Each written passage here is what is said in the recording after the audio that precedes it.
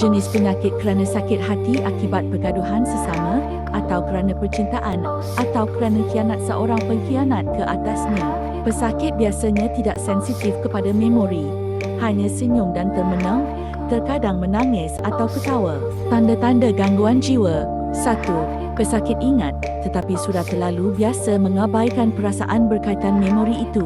2. Pesakit kenal, tetapi emosi bercampur kecelaruan fikiran boleh terjadi secara tiba-tiba, menjadikan dia tidak memberi respon kepada orang yang dikenalinya. 3. Pesakit dulunya mesra dengan ahli keluarga tertentu. Dia tidak memberi respon yang baik kerana susuk tubuh manusia sudah tidak dia percaya lagi. 4. Pesakit kerap termenung kerana cuba mencari memori-memori yang sebenarnya masih ada dalam ingatannya, namun ia seperti kertas di tiup angin melayang-layang.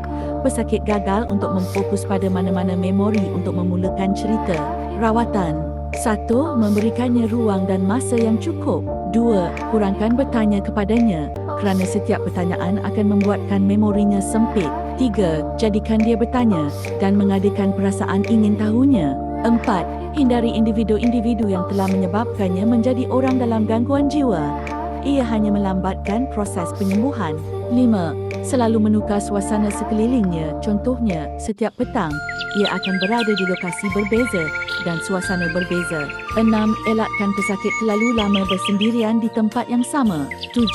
Jika pesakit gagal menjaga kebersihan diri, pastikan penjaganya boleh dipercayai.